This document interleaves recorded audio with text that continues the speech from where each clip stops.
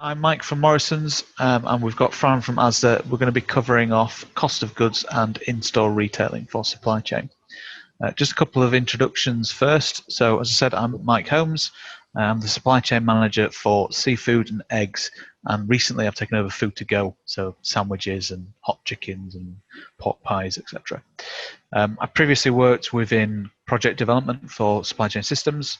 I worked in operations for Seabrook Crisps, and I used to work in store for O2 as well. Lovely picture of me with a fish there. Interesting fact, I've got 6 middle names. For professional reasons, I can't tell you what they are. But about 8 years ago, some of my friends stole my passport and changed my name via online depot. So yeah, I now have a total of 8 names. Hello everybody, I'm Fran. Currently my role within Asda is Supply Chain Manager for Optimisation and Strategy. All my 8 years within Asda have been spent within supply chain. Previously, I've been a supply chain analyst and a supply chain manager for frozen food. My interesting fact, in inverted commas, is my last trip out pre-lockdown for a coronavirus was the IGD kickoff event, followed by 2 days visiting a chicken factory. So, as you can imagine, I'm looking forward to things returning to normal so I can get something else in the calendar. And just to continue the interesting bit about names, I actually go by my middle name, not my first name, which is a lot more confusing than you would imagine. So we'll just have a quick intro to our companies. Hopefully you all know Morrisons and Asda, but perhaps some facts that you didn't know. So for Morrisons, we were founded in 1899 as an egg and butter stall in Bradford by a gentleman called William Morrison, who his son took over later on in 1952, is Sir Ken. And his mum was called Hilda. Now, interesting fact about that, again in inverted commas, our head office is called Hillmore House, which is named after Hilda Morrisons. And we have a statue of Ken outside as he recently passed away. In 2004, we expanded quite rapidly, having purchased Safeway. We increased our number of stores greatly, and we were operating in Scotland for the first time from doing that. To date, we've got 494 stores, including one in Gibraltar, which is actually one of our most profitable stores as well. 80 of our shops have got barista bars, and quite a lot of those have got hand-pulled beers that they can serve on tap. So as you can see on the picture, our store in Guiseley was one of the first ones, and we serve Saltaire Blonde. Fully recommended if anyone's into beers. You can see the lady in the background most definitely is. She's quite happy with that beer that's getting poured there. We are the UK's second largest fresh food manufacturer. We own 19 of our own factories, and half of the food that we sell in our stores, fresh food, comes from Morrison's factory. And that includes flowers, all our vegetables, our fruits. We own, I think, 24 egg farms now. We've got a fish manufacturing site over in Grimsby, and we've got a bakery in Wakefield as well, amongst many other things. We've recently partnered with Amazon. We've recently partnered with a few omni-channel companies such as Ocado, Deliveroo, Amazon.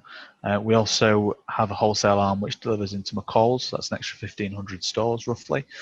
Some of that business goes abroad as well. I did try and get my picture of me with the fish on the side of our online vans, but the gentleman on there beat me to it. I think he's got more of a face of a fishmonger, but I'll keep trying with that one. A bit about Asda. We are the third biggest retailer in the UK grocery market currently, with a 12.1% share. Like many supermarket retailers, outside of food, we also operate in general merchandise, health, beauty, and clothing. And an interesting fact is, I think it's about 1 in 5 children go to bed in George pajamas, which just shows you the popularity of that range. We've got an annual turnover of over 22 billion, and we've got 160,000 plus colleagues across home offices, depots and stores. So just going to talk to you briefly around the challenges for Asda at the minute, up and coming.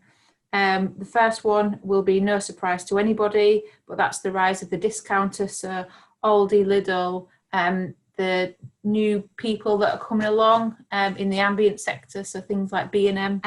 They've absolutely changed the way the grocery market operates in the last 5 to 10 years. So within Asda, we're currently trying to find the middle ground between providing the right amount of competition to them so we can attract the customers, but without losing the thing that makes Asda special as a destination shop, to have everything under one roof. The second thing that's a challenge for us is, what does the future look like?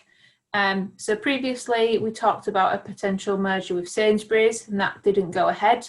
I put this slide together about 3 weeks ago, and you'll be aware that since that happened, we've had the announcement of the sale of part of the Asda business by Walmart to Euro Garages and TDR Capital, which is really exciting for us. We don't exactly know the detail of what that looks like, but we think that's going to put it in a really good place to continue to trade well into the future. There's also the bit that's relevant to everyone, I think, which is the changing customer behaviour. So given the disruption we've seen the last few months, I don't think we will go through a period ever again where we see customer shopping patterns change as drastically and as rapidly. So we're currently trying to get ourselves set up so that we can continue to react to that in the future. Obviously, with customers moving more online, to the online format and out of our physical shops, making sure we can support that. And then finally, the dreaded B word, which is Brexit. So I think we're no further on than we were a year ago in terms of knowing what sort of impact that's going to have to the retail market in general, or Asda specifically. So we're currently just working with our suppliers and our distribution network to make sure we are set up to handle whatever may come as a result of us leaving the EU. And finally, just a bit about our store network. So we've currently got 662 shops across the UK. Obviously that number will be going up as we expand into some more petrol filling stations. We have a vast difference in size of our formats. So we go from a petrol filling station that are 400 square feet to our shop in Milton Keynes, which is over 100,000 square feet. So quite a complex array of shops for our supply teams to manage. And you can see the breakdown of the different formats there with the different sizes. And we also handle all our own transport and storage. And to do that, we are supported by 29 depots across chilled, ambient, GM, imports and clothing. Super. So that's a bit of an intro into both companies. We're now going to jump into the main content we're covering today. So I'm going to go through cost of goods. So what I'm going to cover is, what do we mean by cost of goods? What does cost of goods mean specifically to a retailer, and how do we view it? And what do we think about it, and how do we go through a real life example if we want to reduce our cost of goods? So to calculate the true cost of goods, you really have to review every touch point. The model that's on screen now is quite a simple one, but I think it evidences that point. Everything has to start somewhere. So for food, chances are this starts on a farm. Once that ingredient has been produced, it'll get transferred to a packaging or processing site, then to a distribution centre, then onto a shelf in front of a customer so they can take it home and put it on their table. In reality, products will go through many more touch points than this before reaching the shelf edge for the customer. And all of these touch points will add in cost. Time is also a factor when looking at the cost of goods. So if you think about the time and cost involved importing something from China versus something being produced in the UK, you'd expect that cost to be a lot greater because there's a lot more time and processes involved. But you also need to consider that that product could be cheaper to produce in China versus in the UK. So fully understanding what's involved in each process and the cost is absolutely key to make sure you're getting your product for the lowest cost possible. We're now going to watch a video to give you some detail about the planning involved in the strawberry production. Whilst you're watching it, I just want you to think about what's happening at each stage and how it'll impact the final cost of goods. The strawberry plant you think it's planted, it produces its fruit. It's much more detailed than that. You have to go back really 2 years for a strawberry plant. When plants are made in great big nurseries, those are then cold stored for 6 months. After planting, it takes roughly 60 to 100 days for the strawberries to be picked. But in the meantime, there's a lot of work that goes into that. We spend a lot of time monitoring the nutritional level of the strawberries, the irrigation water, the leaves, and we can very quickly make changes to improve the yield of the strawberries. We start harvesting strawberries really early in the morning. The main reason for that is the strawberries cold first thing in the mornings, and we like to get it as fresh as possible into the pack house. They're then taken into a rapid chill to bring the temperature down. They're then quality controlled, pass over a grading line where they're weighed and quality checked again, and then finally there's an end label that goes on, ready to be dispatched. The quality of our strawberries is fantastic. They're so fresh we can get them from picking to the shelves within 48 hours.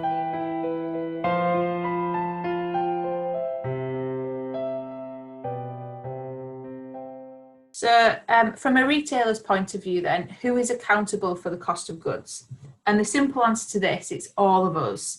So this slide shows how each team's involved in different elements of building up the cost of a product. So I'm just going to pull out a few specifics to talk through. The first one being packaging.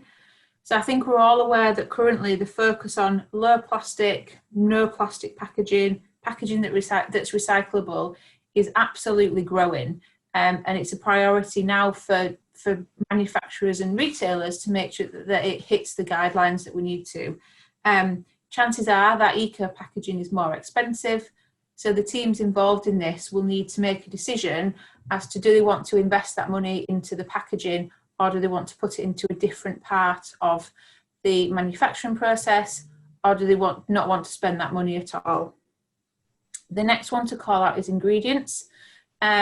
So the quality and the source location of the ingredients that you decide to use in your products is also key in the cost. So if you want Belgian chocolate in your chocolate eclair, it will cost more than if you want chocolate produced in the UK, because it has to come from Belgium. So making sure you're making the right decisions for the product that you want to put on the shelf is also key. And then finally, just quickly to talk through the flow of goods. I think this will probably be the bit that most of us are familiar with, given the fact a lot of us have got a supply chain background. But within the supply chain, we've got many different options to consider when we think about how we order and deliver a product. Each one will have different benefits and sacrifices for different people in this chain. So making sure we're selecting the right model for each product is key, so that we are getting the right cost versus service balance. Now I'm going to talk about a real life example that we worked through in my team. So we were approached by a supplier who manufactures a short life product, and they basically came to us and said, please can you help me reduce the cost of this product? This was the process we were faced with. So we had raw materials sourced on day -4, and that was done based on order estimates. They started planning their production on day -3, again based on order estimates.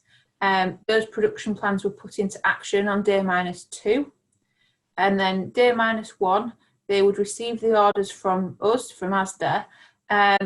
Sometimes they would have to produce additional stock if they'd already produced something and we suddenly needed more, or they'd be left with surplus if our demand had gone down. And then on day 0, that stock went into our depots and then into store the next day. So I'm just going to ask you for a few seconds to think about if you were faced with this challenge, what sort of things would you consider if you were asked to reduce the cost of this product?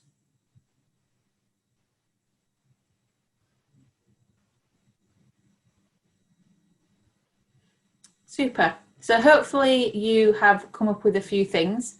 These are just some of the things we considered when we're looking at reducing it. So we looked at minimum order quantities, order frequency and lead time, the type of packaging we're using on this product, the life code, and the ingredients that were going into it. So hopefully some of those are what you came up with. The solution that we actually decided to go with in the end, after working cross-functionally, was we moved it from a 2-day lead time to a 5-day lead time product.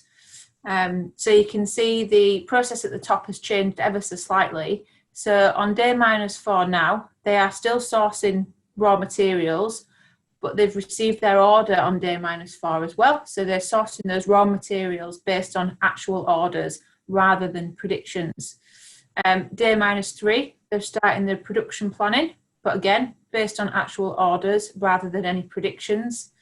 Production starts on day -2. On day -1, those production runs are completed, and they've been able to do those in a single run rather than reacting to any changes that they receive on day -1. And then day 0, stock goes into Asda depots. Day +1, the stock arrives in store. So the benefit of this extended lead time was they were able to source raw material in line with actual orders. So they had less waste, which is obviously a benefit. They were able to plan their production in line with actual orders than predictions. This means they didn't have to do double runs. So on day -1, if their order had jumped around and they had to start producing something again, they'd have to clean down and, like I said, start producing that product again. They removed that double clean down and they were able to produce more efficiently. They were also able to plan their production better. So they removed the need for overtime and they reduced any weekend manufacture, which reduced the colleague hours required for that manufacture as well. So all in all, a very successful project. Could only land it because we worked cross-functionally with the supplier and everyone involved, but a good result for all.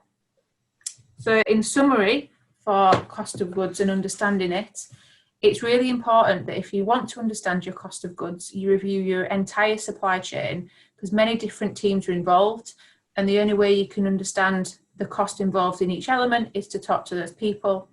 And if you get challenged to reduce your cost of goods, you need to review every part, because you don't know which part will release the biggest benefit until you put them all together.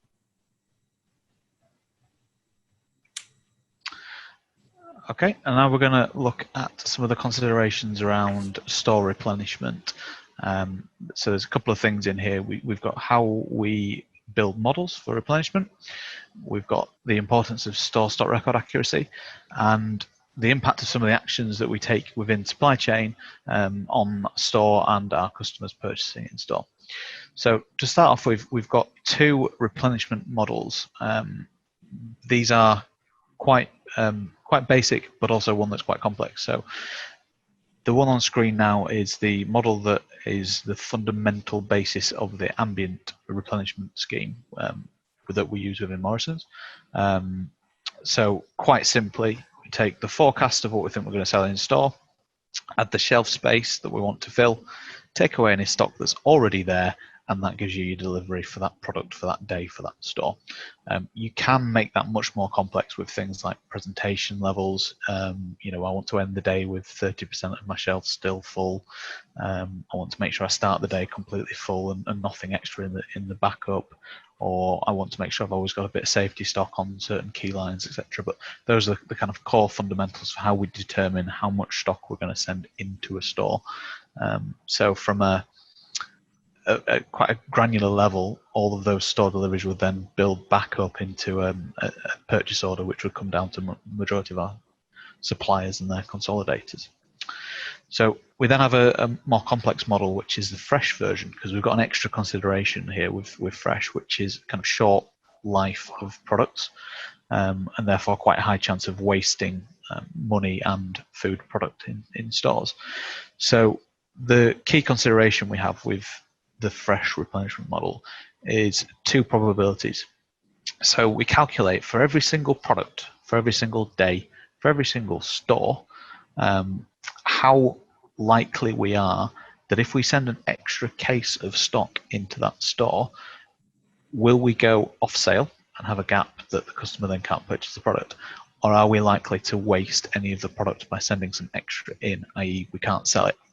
So we take the 2 probabilities there, work out a cost associated to each of them, combine them, and then pick the least point, and that gives us our perfect order.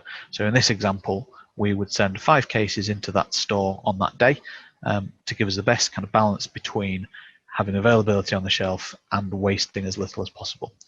If we were to send in only 4 cases, we'd have a greater chance of being off sale, but less chance of wasting product, for example.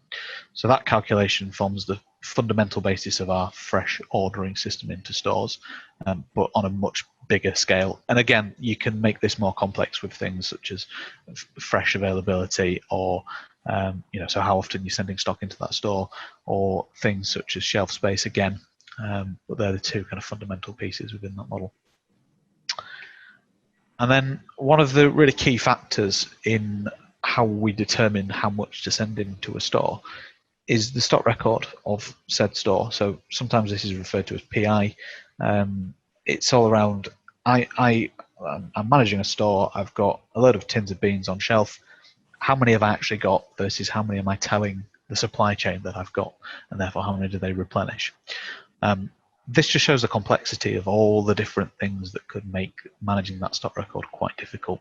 So some that we've pulled out from Morrisons examples. We have petrol stations attached to the majority of our stores which sell the same products.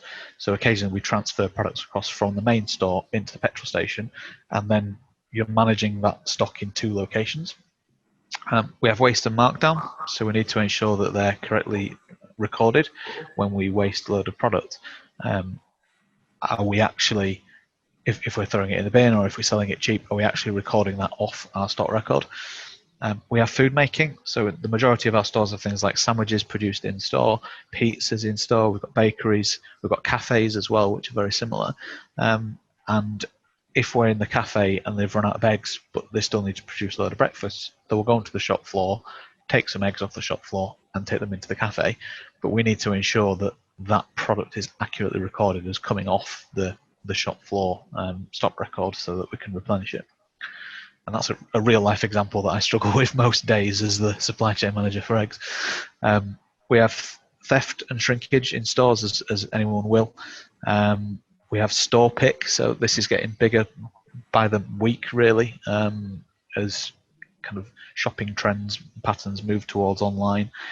You've got more teams in stores picking product for online deliveries or Amazon deliveries or Deliveroo, etc., coming off the shelves, and therefore that product's not available for the customer. So again, something else for the store teams to be aware of and manage through the stock record. You have store transfers to other stores, you've got returns to depot, and then one which is quite key, and I've got a little anecdote for this, which is mis-scanning products through the till. So at Morrisons, historically, we used to have a button on our tills which was called the quantity button or the multiplication key.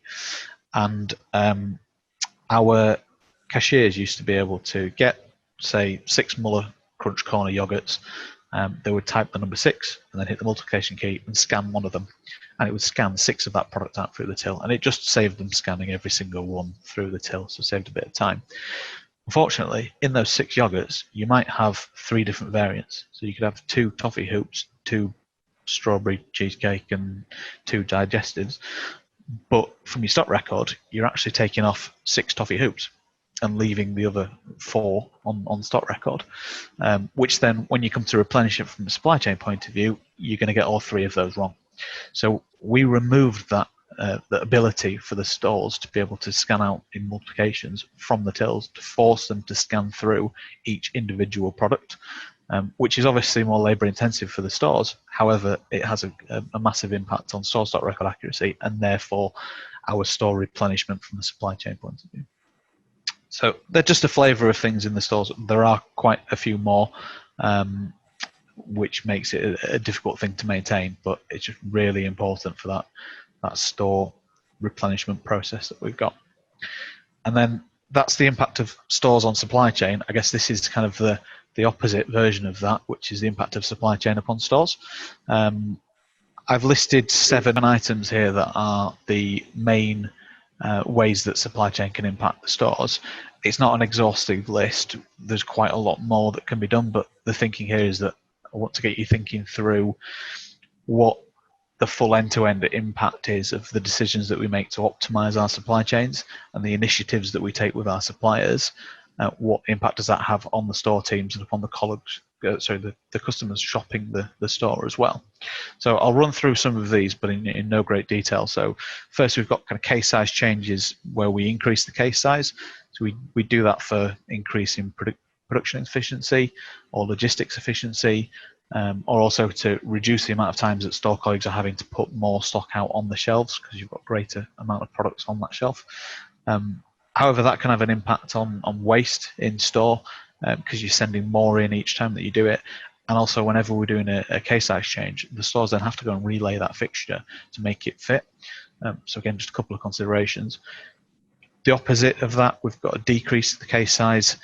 We generally do that when we struggle to sell the existing case size in the life of the product in a store. So mainly in fresh products, but also perhaps if we're doing a relay of a bay to make the product smaller. The impact that can have is more replenishment for the store teams because they're selling a case through quicker. And we're increasing the chance that you go off sale. So if we only send in 3 cases and that happens to be 12 units as opposed to 18, you're going to sell out that quicker, for example. And again, you need to relay the fixture on that as well. We've got over deliveries. That can happen in multiple ways. Some of the ones that we would kind of plan for are demand pull forward. So for example, if we have peak periods of supply at Christmas, let's say, and you want to do 200,000 cases on the peak days of Christmas, but actually the depots can only process through 150,000, you might bring some of that excess demand forward in the week and send it into the stores. Therefore, they receive more stock that they're not going to sell through earlier on in the week. We may just have excess stock in the depots and our network through over deliveries or incorrect purchase records. And you could also have an incorrect stock record, as we touched on before, whereas a store saying, I haven't got anything of that product, but actually they do, and you send them some more in, therefore they've got twice as much stock. And the risks around that is obviously increased product waste. So if you've got fresh products especially, and you send twice as much as they need, they're more likely to waste the remaining half. And another key point here is actually the stores have got finite space on the shelves. So if we send in too much product, that then goes into the backup. And again, they've got finite space in the backup. If you've got things like toilet rolls and pop, which are quite bulky items and you're never going to fit 1 day's worth of demand on a shelf, therefore you're going to have to keep it in the back, it reduces your store space even more. And that in turn makes the ability to capture correct stock record even more difficult because you've got stock all over the place. We really need kind of managed, organized backup spaces to be able to keep on top of that. And as I say, the more that we send in, the harder that becomes. We've got kind of shortages, so the opposite of over deliveries, where we don't have enough supply to meet the demand of the store and their sales. Why would we do that? Never knowingly. Our roles is entirely to fulfill that demand, but obviously it does happen, mainly due to shortages in from supplier, or store sales above the forecast and we've not reacted, or perhaps a depot mispick if what we actually want to send into the store isn't executed correctly. And clearly the impact of that is that we're going to be off sale most likely, as we've not got that product available for the customer to buy. Change the number of facings in store, so how many times we've got the same product out on a shelf. We can do that for a couple of reasons, but mainly it's due to kind of merchandising optimization. So as I said, we've got a finite amount of space on the shelf. We want to utilize that as best we can to sell as much as we can and reduce the amount of replenishment hours in store on that as well. Or within the ambient world, we might look to relay the shelves so that we can fit as many products on there as possible and have a greater range available to the customer. One thing to note, if we're ever changing the number of facings, again, you've got to relay that fixture in every store that we do it in, so it's more hours for the colleagues to go and relay that. And also, if we're potentially reducing the number of facings, more chance of the product going off sale. So again, things to consider in there. Another thing that we often hear is the store's got too many shippers. So these are the products that sit in bulk pallets around the store. There's kind of incremental sales opportunities. So, we've got Halloween coming up. You'll see shippers of chocolates and sweets and perhaps even pumpkins kicking around the store as additional space, because we're trying to sell more than we normally would of that product at that time of year. We also have kind of promotional locations. So in supermarkets, you tend to get the end of the shelves where you have the feature products and the promos on there, but they're also on the fixture as well. So again, you're causing a bit of confusion for stock record management, because you wander down the main fixture trying to count how many of an item you've got. You need to remember that actually you've got it in a couple of different locations as well, and potentially in the back, or you'd be incorrectly stating your stock record. And from a customer point of view, if you're selling stock from all over the shop of the same product, it then gets confusing.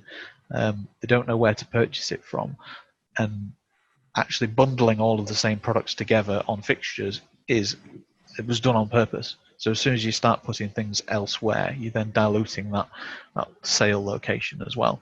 Albeit we do get incremental sales through some of these locations. And then finally, we've got the consideration, which is very much a retailer thing, of count requests. So when we know that or suspect that a store stock record is incorrect, we could request those stores to go and recount it. We tend to do it ahead of financial declarations or massive promotions or Christmas, for example. We might say, right, go and count all of that base, so we know when we're sending stock in, we're making the right decisions. Obviously, that has massive advantages for supply chain because you've got a more accurate stock record. However, the impact upon stores and labour planning within there is quite large, and you're removing that labour from kind of overnight replenishment or relaying merchandising plans to then go and count large fixtures as well. So a lot of things to be aware of. In summary, there's quite a lot of things that we can do in terms of supply chain optimization and making our world easier that will have impacts upon stores and upon customers. They're generally positive things for us, but you've got to work the full end-to-end, much like the cost of goods piece. You need to understand the impact on all the different aspects of the chain before you decide to go ahead with it. Lovely. Thank you very much, Mike. Really insightful there for all the complexities that our store colleagues have got to handle day to day. So a bit of work for you guys to go away and do as a project to take away.